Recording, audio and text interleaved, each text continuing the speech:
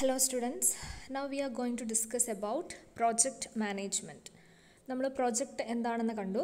Project management എന്ന് പറഞ്ഞാൽ ഈ ഒരു സ്കില്ലിൻ്റെയും പ്രോസസ്സിൻ്റെയും മെത്തേഡ്സിൻ്റെയൊക്കെ ആപ്ലിക്കേഷനാണ് പ്രോജക്റ്റ് മാനേജ്മെൻറ്റ് എന്ന് പറയുന്നത്. അപ്പം ഈ ഒരു സ്പെസിഫിക് ഒബ്ജക്റ്റീവ് നമുക്ക് സാറ്റിസ്ഫൈ ചെയ്യാൻ വേണ്ടി നമ്മൾ സ്കില്ലുകളും പ്രോസസ്സുകളും മെത്തേഡുകളൊക്കെ യൂസ് ചെയ്ത് ആ ഒരു സ്പെസിഫിക് ഒബ്ജക്റ്റീവിലേക്ക് എത്തുന്നതിനെയാണ് നമ്മൾ പ്രോജക്റ്റ് മാനേജ്മെൻറ്റ് എന്ന് പറയുന്നത്. Project management has final deliverables that are constrained to a finite time scale and budget. അപ്പോൾ പ്രൊജക്റ്റ് മാനേജ്മെൻറ്റ് എന്ന് പറഞ്ഞാൽ പ്രൊജക്റ്റിനെ നമ്മൾ മാനേജ് ചെയ്യുകയാണ് ചെയ്യുന്നത്. അപ്പോൾ project it self is finite, infinite അല്ല പ്രോജക്റ്റ് എന്ന് പറയുന്നത്, ഫൈനൈറ്റ് ആണ്. അതൊരു സ്പെസിഫിക് ടൈം പീരീഡിലേക്കാണ് പ്രോജക്റ്റ് എന്ന് പറയുന്നത്. സോ നമ്മൾ പ്രോജക്റ്റ് മാനേജ്മെൻറ്റും എന്താണ്, ടൈം സ്കെയിലിൻ്റെ ഉള്ളിൽ തീരുന്നതായിരിക്കണം പ്രോജക്റ്റ് മാനേജ്മെൻറ്റ് എന്ന് പറയുന്നത്. Next we can see what are the features of project management. So first one, definition of objective and scope. അപ്പം ഒരു പ്രോജക്റ്റ് കംപ്ലീറ്റ് ചെയ്യുമ്പോൾ നമുക്കതിൻ്റെ ഒബ്ജക്റ്റീവ് എന്തായാലും വേണം. ഒബ്ജക്റ്റീവാണ് നമ്മൾ സാറ്റിസ്ഫൈ ചെയ്യുന്നത്. അപ്പോൾ സ്കോപ്പ് എന്ന് പറഞ്ഞാൽ ആ ഒരു ഏതൊക്കെ ഒരു മേഖലകളിലേക്ക് നമ്മൾ ഈ പ്രൊജക്റ്റിനെ കൊണ്ടുവരണം എന്നാണ് ഈ ഒരു സ്കോപ്പ് കൊണ്ട് ഉദ്ദേശിക്കുന്നത്. So the scope, objective, investment and outcomes of a project should be clearly defined for its proper and successful implementation. Objective should be specific, attainable, realistic and time bound. ഇപ്പോൾ ഇവിടെ പറയുന്ന ഒരു പ്രൊജക്റ്റിൻ്റെ ഒബ്ജക്റ്റീവ് എന്ന് പറയുന്നത്, objective is also having certain characteristics and features, that is it should be specific, attainable and realistic. It should also be completed within a time period. അപ്പം attain ചെയ്യാൻ പറ്റുന്ന ഒബ്ജക്റ്റീവുകൾ വേണം നമ്മൾ സെറ്റ് ചെയ്യാൻ. നോൺ അറ്റൈനബിൾ ആയിട്ടുള്ള objective set ചെയ്താൽ നമുക്കത് complete ചെയ്യാൻ പറ്റത്തില്ല. അതുകൊണ്ട് തന്നെ റിയലിസ്റ്റിക് ആയിട്ട് അറ്റൈൻ ചെയ്യാൻ പറ്റുന്ന ഒബ്ജക്റ്റീവുകളാണ് നമ്മൾ സെറ്റ് ചെയ്യേണ്ടത്. സോ ഫസ്റ്റ് ഫീച്ചർ നമ്മൾ പറയുന്നു ഒബ്ജക്റ്റീവ് ആൻഡ് സ്കോപ്പ് ഡിഫൈൻ ചെയ്യാം. Then second one, selection of A project team. ആ പ്രൊജക്റ്റ് ടീമിനെ നമ്മൾ എന്ത് ചെയ്യുക, സെലക്ട് ചെയ്യുക. The success or failure of a project depends upon the skills, experience, talents, interest and commitment of the project team and its members. അപ്പം ഒരു project team എന്ന് പറയുമ്പം ആ ടീമാണ് പിന്നീട് ആ പ്രോജക്റ്റ് കംപ്ലീറ്റ് ചെയ്യുന്നത്. സോ ആ ടീം മെമ്പേഴ്സ് തമ്മിൽ ഒരു സ്പെസിഫിക് ആയിട്ടുള്ളൊരു ബോണ്ട് എക്സിസ്റ്റ് ചെയ്യണം. അങ്ങനെ ആ ഒരു ബോണ്ട് എക്സിസ്റ്റ് ചെയ്താൽ മാത്രമാണ് ആ ഒരു ടീമിന് പ്രോജക്റ്റ് ടൈം ബൗണ്ടായിട്ട് കംപ്ലീറ്റ് ചെയ്യാൻ പറ്റുള്ളൂ. അപ്പോൾ ആ ടീമിൽ ആരൊക്കെ ഇൻക്ലൂഡ് ചെയ്യണം എന്ന് പറയുന്നത്, ഡിഫറെൻറ്റ് സ്കിൽസ് ഉള്ള ആളുകൾ വേണം ടീമിൽ ഇൻക്ലൂഡഡ് ആയിരിക്കാൻ. അപ്പം എല്ലാം ഒരേ സ്കില്ലുള്ള ആൾക്കാരാണെങ്കിൽ എല്ലാ ആക്ടിവിറ്റീസും നമുക്ക് കംപ്ലീറ്റ് ചെയ്യാൻ പറ്റില്ല. അപ്പോൾ പ്രോജക്റ്റ് മീൻസ് ഡിഫറെൻറ്റ് ടാസ്ക് ആണ്, കുറേ ആക്ടിവിറ്റീസ് ഇൻവോൾവ് ചെയ്താണ് പ്രോജക്റ്റ് എന്ന് പറയുന്നത്. അപ്പോൾ different talents, experience, interest, commitments, സ്കില്ലൊക്കെ ഉള്ള ആളുകളെയാണ് നമ്മൾ ഈ ഒരു പ്രോജക്റ്റ് ടീമിലേക്ക് ഇൻക്ലൂഡ് ചെയ്യേണ്ടത്. സോ സെക്കൻഡ് സ്റ്റെപ്പിൽ നമ്മൾ പ്രോജക്റ്റ് ടീമിനെയാണ് നമ്മൾ എന്ത് ചെയ്യുന്നത്, സെലക്ട് ചെയ്യുന്നത്. ദെൻ തേർഡ് സ്റ്റെപ്പിൽ പ്രോപ്പർ പ്ലാനിങ് ആണ്. നമുക്കറിയാം പ്ലാനിങ് ഉണ്ടെങ്കിൽ മാത്രമാണ് ഏതൊരു ആക്ടിവിറ്റിയും സക്സീഡ് ചെയ്യുള്ളൂ. സോ തേർഡ് സ്റ്റെപ്പിൽ we should plan the whole activity, what we are going to do. ആ പ്രോജക്റ്റ് എന്താണ് ചെയ്യുന്നത്, എപ്പോൾ തുടങ്ങണം, എപ്പോൾ എൻഡ് ചെയ്യണം, എന്തൊക്കെ പ്രൊസീജിയേഴ്സ് ആൻഡ് ആക്ടിവിറ്റീസ് ആണ് ക്യാരി ഔട്ട് ചെയ്യാൻ പോകുന്ന കാര്യങ്ങളൊക്കെ എന്ത് ചെയ്യണം, ഇവിടെ പ്ലാൻ ചെയ്യപ്പെടുന്നു. So there should be a thorough and proper planning of a project regarding the stages to be covered, expected outcomes, time limit within which it is to be completed. Then clarity and authority.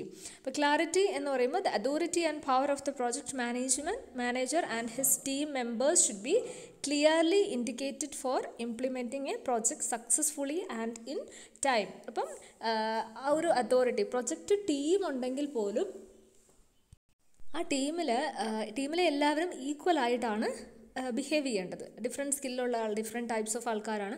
അപ്പോൾ different സ്കില്ലുള്ള ആൾക്കാർ ആണ് ഉള്ളത്. അതുകൊണ്ട് തന്നെ authority vice നമുക്ക് എല്ലാവരും equal ആണെന്ന് പറയാമെങ്കിൽ പോലും എല്ലാ പ്രൊജക്റ്റിനും ഒരു പ്രോജക്റ്റ് ലീഡർ നിർബന്ധമായും ഉണ്ടായിരിക്കണം. കാരണം someone should lead the project. അപ്പം എല്ലാവരും ഒരുപോലെ ആയിട്ടുണ്ടെങ്കിൽ അതിൽ ഒരു ഒരു അതോറിറ്റി ആർക്കും ഇല്ലെങ്കിൽ, ആ പ്രൊജക്റ്റിനെ ആരും ലീഡ് ചെയ്യാനില്ലെങ്കിൽ പ്രോജക്റ്റിൻ്റെ മൂവ്മെൻറ്റ് ചിലപ്പം സ്ലോ ആയി പോകാൻ സാധ്യതയുണ്ട്. So they should be someone to lead the project and guide the project members. Then we can see what is the definition given for project management. PMI, Project Management Institute, defines project management as The application of knowledge, skill, tools and techniques to project activities to meet project requirement. അപ്പം application തന്നെയാണ് ഇവിടെ പറയുന്നത്. Knowledge, skills, tools and techniques.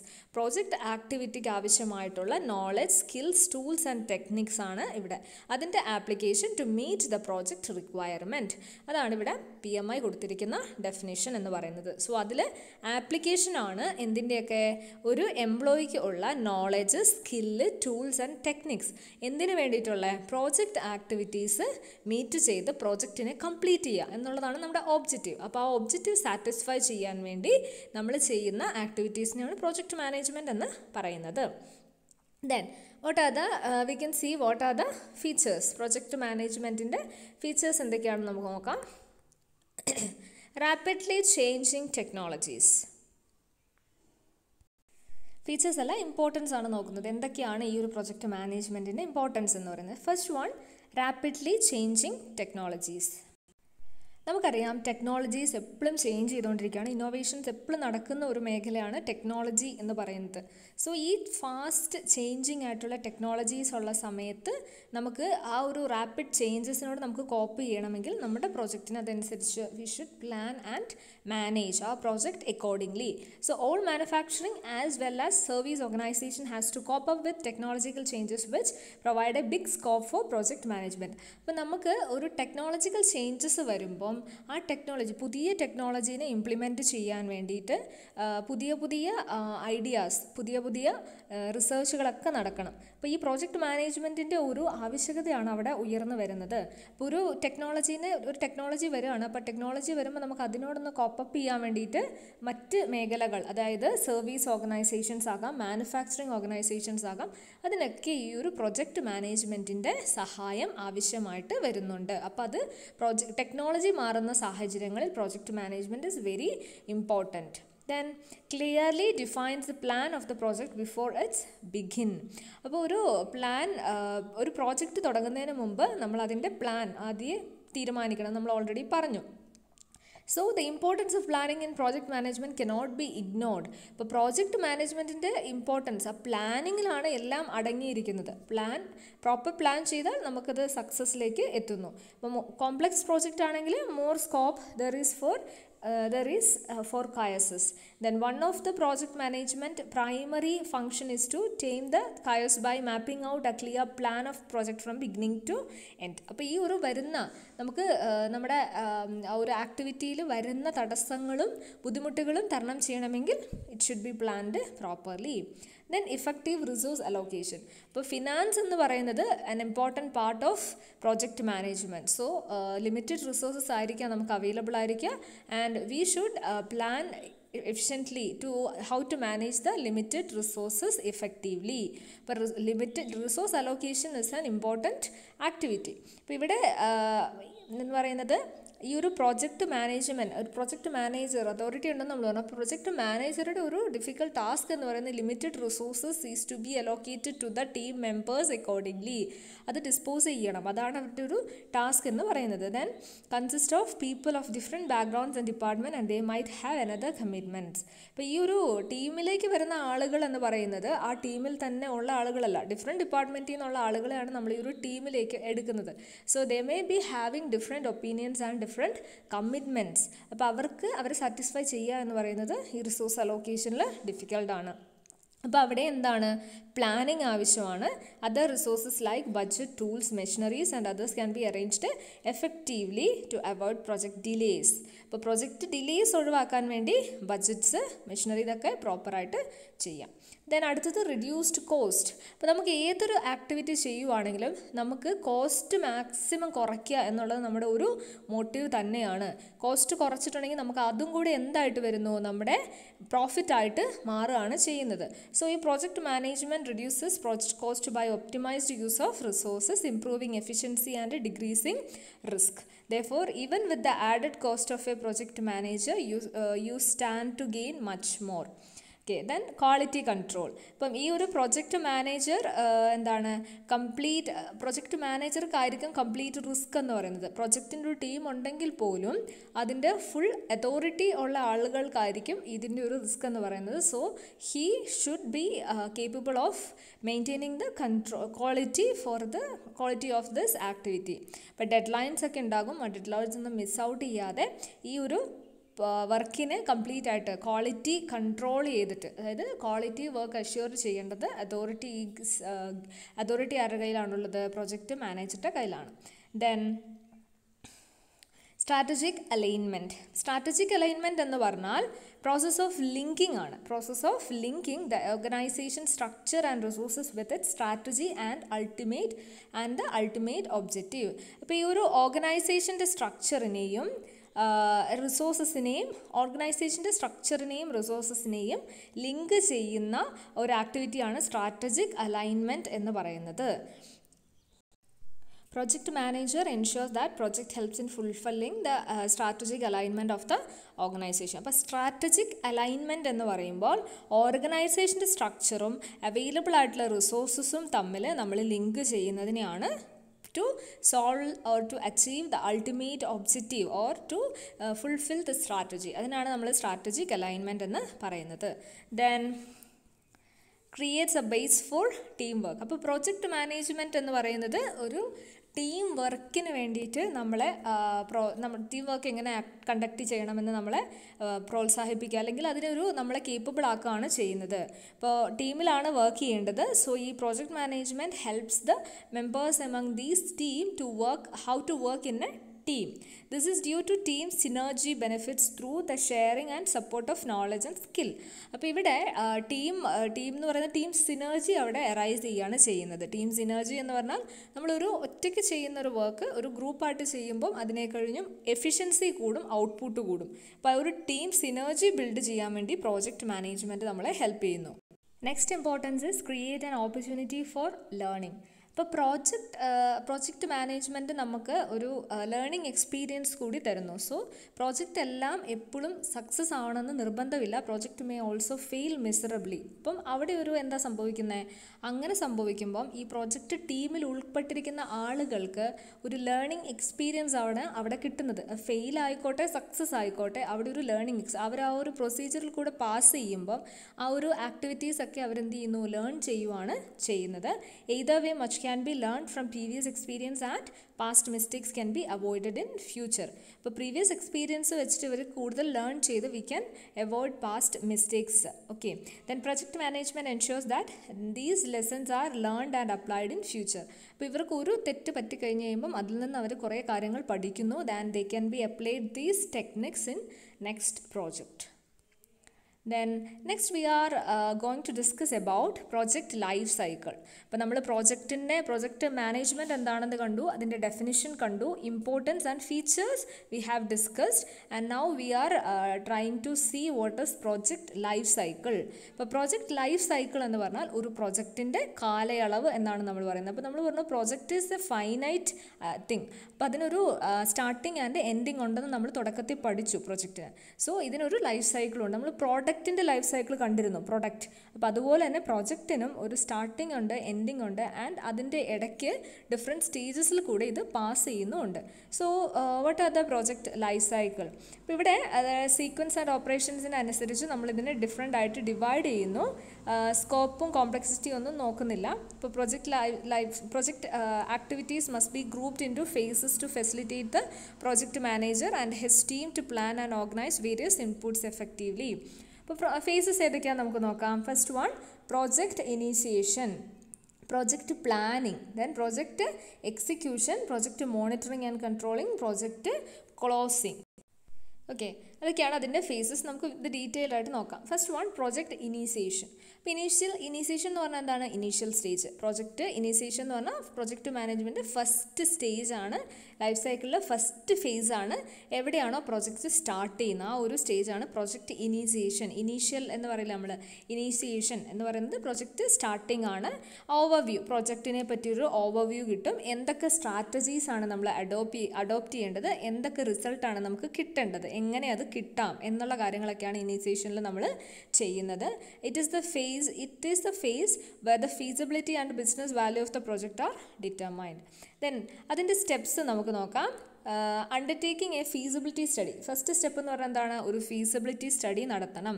Feasibility study എന്തിനു വേണ്ടിയിട്ടാണ് നടത്തുന്നത്? നമ്മുടെ അടുത്തുള്ള ആ ഒരു പ്രോബ്ലം സോൾവ് ചെയ്യാൻ നമുക്ക് എന്തോരം ഫണ്ട് ആവശ്യമുണ്ട്, അത് നമുക്ക് ഓവർകം ചെയ്യാൻ പറ്റുമോ, അങ്ങനത്തെ കാര്യങ്ങളൊക്കെ സൊല്യൂഷൻ, ആ പ്രോബ്ലത്തിന് സൊല്യൂഷൻ കിട്ടുമോ എന്നുള്ള കാര്യങ്ങളൊക്കെ അറിയാൻ വേണ്ടിയിട്ടാണ് നമ്മൾ ഫീസിബിലിറ്റി സ്റ്റഡി കണ്ടക്ട് ചെയ്യുന്നത്. Then identifying the scope.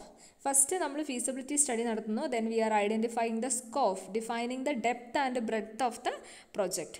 Then identifying the deliverables, project or service to be provided. എന്താണ് നമുക്ക് output, what is the final outcome of this project എന്ന് നമ്മൾ ഫസ്റ്റ് ഐഡൻറ്റിഫൈ ചെയ്താൽ വാട്ട് ആർ ദ ഡെലിവറബിൾസ് എന്ന് പറഞ്ഞാൽ എന്താണ് നമുക്ക് ഔട്ട്പുട്ടായിട്ട് കിട്ടേണ്ടത് എന്ന് നമ്മൾ എന്ത് ചെയ്യണം? ഫസ്റ്റ് ഐഡൻറ്റിഫൈ ചെയ്താലാണ് നമുക്ക് ഈ പ്രോജക്റ്റിനെ കറക്റ്റായിട്ട് ഡിഫൈൻ ചെയ്യാൻ പറ്റത്തുള്ളൂ. Then identifying the project stakeholders. ഈ പ്രോജക്റ്റുമായിട്ട് ബന്ധപ്പെടുന്ന ആളുകൾ ആരൊക്കെയാണ്, ഗ്രൂപ്പ് ഓഫ് പീപ്പിൾ ആരൊക്കെയാണ് ഇതിൽ ഇൻവോൾവ് ആകാൻ സാധ്യതയുള്ളത് എന്നുള്ളത് നമ്മൾ എന്ത് ചെയ്യുന്നു? ഐഡൻറ്റിഫൈ ചെയ്യുന്നു. Then developing A business case. അപ്പോൾ നമുക്ക് കമ്പയർ ചെയ്യണം. ഇപ്പോൾ ബിസിനസ് കേസ് എന്ന് പറയുമ്പോൾ നമ്മൾ ഏതൊരു പ്രോജക്റ്റ് ചെയ്യുമ്പോഴും അതിന് മുന്നേ സിമിലർ ആയിട്ട് നടന്നിട്ടുള്ള പ്രോജക്റ്റുകളെ വെച്ചിട്ടായിരിക്കും, അതിനെ ബേസ് ചെയ്തിട്ടായിരിക്കും നമ്മൾ പ്രോജക്റ്റ് ക്യാരി ഔട്ട് ചെയ്യുക. അപ്പോൾ അതാണ് ഇവിടെ പറയുന്നത്. Use the above criteria to compare the potential cost and benefits for the project to determine if it moves forward. അപ്പോൾ അതവിടെ ഇവിടെ പറയുന്നത്. So these are the steps. One more is the developing a statement of work. നമ്മൾ conduct ചെയ്ത ആ ഒരു വർക്കിൻ്റെ statement കൂടി നമ്മളിവിടെ ചെയ്യുന്നു. അപ്പോൾ documents the projects objective, scopes and deliverables that you have identify previously. നമ്മൾ ചെയ്ത ആ വർക്കിനെ കംപ്ലീറ്റ്ലി നമ്മൾ എന്ത് ചെയ്യുന്നു? ഒന്ന് സ്റ്റേറ്റ്മെൻ്റ് ആക്കി വെക്കുകയും കൂടെ ചെയ്യുന്നു. അപ്പോൾ ഇതൊക്കെയാണ് സ്റ്റെപ്പുകൾ എന്ന് പറയുന്നത്. Then second one project planning ആണ്. അപ്പോൾ ഈ പ്രോജക്റ്റ് പ്ലാനിങ്ങിൽ നമ്മൾ എന്ത് ചെയ്യുന്നു? പ്ലാനിങ് ആണ് എല്ലാ ആക്ടിവിറ്റീസിൻ്റെയും പ്രൈം സ്റ്റെപ്പ് എന്ന് പറയുന്നത്. അപ്പോൾ പ്ലാനിങ്ങിൽ നമ്മൾ എന്ത് ചെയ്യുന്നു? project solution is further developed in as much detail as possible and step necessary to meet the project objective. അപ്പോൾ ഇവിടെ പ്ലാനിങ് സെക്കൻഡ് സ്റ്റേജിൽ നമ്മൾ എന്ത് ചെയ്യുന്നു? പ്ലാൻ ചെയ്യുകയാണ് ചെയ്യുന്നത്. അപ്പോൾ അവിടെ പ്ലാൻ ചെയ്യുമ്പോൾ എന്തൊക്കെ കാര്യങ്ങൾ നമ്മൾ പ്ലാൻ ചെയ്യുന്നു?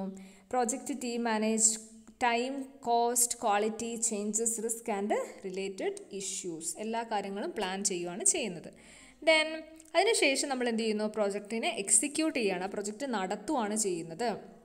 അപ്പോൾ എക്സിക്യൂട്ട് ചെയ്യുമ്പോൾ where project related process are implemented, task are assigned and resources are allocated. അപ്പോൾ ഇതിൽ എന്താ deliverables and satisfying customer requirement. Project manager or team leaders accomplish the task through resource allocation and by keeping the team members focused. Execute ചെയ്യുന്നു. Then project monitoring and controlling. അത് നമ്മൾ execute ചെയ്തതിന് ശേഷം പിന്നെ അതിനെ മോണിറ്റർ ചെയ്യണം, control ചെയ്യണം. അതാണ് നമ്മൾ ഫോർത്ത് സ്റ്റെപ്പിൽ ചെയ്യുന്നത്. അപ്പോൾ ഇതിൻ്റെ as team execute their project plans, they must constantly monitor their own progress.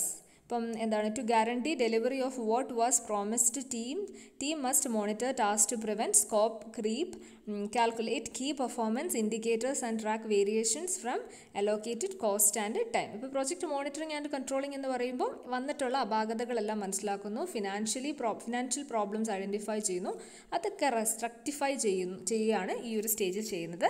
And final സ്റ്റേജിൽ നമ്മൾ എന്ത് ചെയ്യുന്നു? പ്രോജക്റ്റ് ഇനീഷ്യേഷൻ നിന്ന് ഫസ്റ്റ് സ്റ്റേജ് ആയിരുന്നു, അതേപോലെ ഫൈനൽ സ്റ്റേജിൽ we are closing the project. ആ പ്രോജക്റ്റിനെ നമ്മൾ ക്ലോസ് ചെയ്യുകയാണ് ചെയ്യുന്നത്. അപ്പോൾ ഇവിടെ ക്ലോസിങ്ങിൽ എന്താ ചെയ്യുന്നത്? ക്ലോസ് ചെയ്യുക എന്ന് പറഞ്ഞാൽ കംപ്ലീറ്റ്ലി അത് നിർത്തുകയല്ല ചെയ്യുന്നത്. We should follow up the project. അതിനെ ഇവാലുവേറ്റ് ചെയ്യണം. ഇടയ്ക്കിടയ്ക്ക് ഇവാലുവേഷൻ മീറ്റിംഗ് വിളിച്ചിട്ട് ഇടയ്ക്കിടയ്ക്ക് ഇവാലുവേറ്റ് ചെയ്യണം. അപ്പോൾ ഫൈനൽ സ്റ്റേജിലാണ് ഇത് നടക്കുന്നത്. In the stage all activities related to the project are wrapped up. നമ്മൾ ആ ഒരു പ്രോജക്റ്റുമായിട്ട് ബന്ധപ്പെട്ട് ചെയ്ത എല്ലാ ആക്ടിവിറ്റീസിനെ നമ്മൾ റാപ്ഡ് അപ്പ് ചെയ്യുകയാണ്. Then the closure phase is not necessarily after a successful completion phase alone. Sometimes a project may have to be closed due to project failure. ഈ പ്രോജക്റ്റ് എന്ന് പറയുന്നത് നമ്മൾ പറയുന്ന പോലെ എല്ലാ ഫേസസിലും കൂടെ കടന്നു പോകണമെന്ന് നിർബന്ധമില്ല. ആ ഒരു പ്രൊജക്റ്റ് ഇനീഷ്യൽ സ്റ്റേജിൽ തന്നെ ചിലപ്പം ഫെയിലിയർ ആയിട്ട് നമുക്ക് ക്ലോസ് ചെയ്യേണ്ടി വരും. അപ്പം ആ ഒരു പ്രൊജക്റ്റിന് എത്ര സ്റ്റേജസേ ഉള്ളൂ? ഇനീഷ്യൽ സ്റ്റേജും ക്ലോസിങ് സ്റ്റേജും ഉള്ളൂ. അപ്പം എല്ലാ പ്രൊജക്റ്റുകളും എല്ലാ സ്റ്റേജിൽ കൂടെ കടന്നു പോകില്ല. നമ്മൾ പറയുന്നത് ഈ ഒരു പ്രൊജക്റ്റിനെ സംബന്ധിച്ച് ഇത്രയും സ്റ്റേജസ് ഉണ്ടാകാൻ സാധ്യതയുണ്ട് എന്നാണ് പറയുന്നത്. സോ ഫെയിലിയർ ആവുന്ന പ്രൊജക്റ്റ് ആണെങ്കിൽ we can close that project at the initial stage it self.